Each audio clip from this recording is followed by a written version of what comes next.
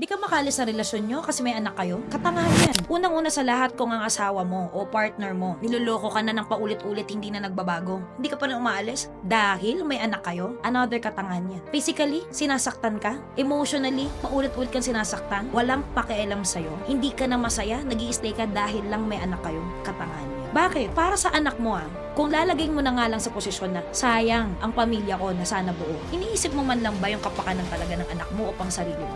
Kasi kung para sa anak mo talagang iniisip mo, lalaki yung anak mo na may partner ka na ganyan. Iisipin ng anak mong babae, okay lang mag-asawa o mag-partner ng ganyang klaseng lalaki.